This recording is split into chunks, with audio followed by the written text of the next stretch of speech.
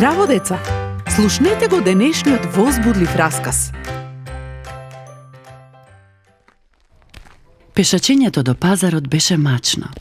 Тифам и мајка и на главата носеа тешки кошници полни со сладок компир. Се надеваа дека ќе добијат многу пари за нив, а потоа господја Орестил ќе и купи нов фустан на својата ќерка. Единствениот фустан што го имаше беше веќе стар и со дупки. Родителите на Тифам беа сиромашни.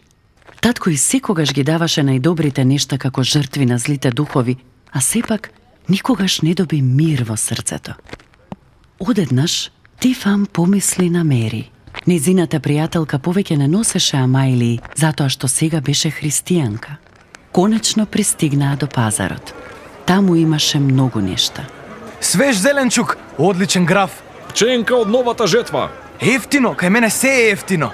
Господја Орестил ја спушти кошницата пред еден човек. Тој внимателно ги разгледа плодовите. Така и си мислев, црви. Компирите се полни со црви. Разочарана и со само малку пари, господја Орестил го купи тоа што й беше потребно. Но Тифам доживеа чудо. Еден пријателски расположен човек ги купи сите компири од незината кошница. Таа не знаеше дека незината пријателка стана христијанка преку овој човек. Со парите што ги доби, Тифам си купи убав фустан. Беше многу среќна. Подоцна таа повторно се сретна со Виктор. Види, еве го човекот што ги купи моите компири. Каква книга има во рацете? Тифам и мајка ѝ стоеа и слушаа што им зборуваше човекот на луѓето. Имам добра вест за вас.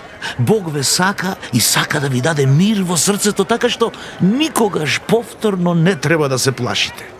Тифам, верувам дека ја кажува вистината. Кога врачот Орестил слушна дека жена му го слушала Виктор, гневно почна да вика. Виктор ве збунува. Не му верувајте. Духовите ќе ни се одмаздат. Орестил, имам мир во срцето. Богот на Виктор е посилен од злите духови.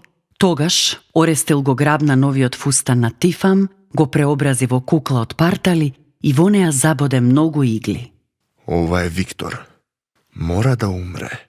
Иглите ќе го направа тоа. Тифам беше вчудовидена. Татко и никогаш порано не направил вакво нешто. Кој е посилен? Клетвата на врачот или Исус? Слушај наредната драма за да откриеш. До следното слушање. Ако сакаш да не контактираш или ако имаш прашање, пиши ни на radio7kids@gmail.com. Чао!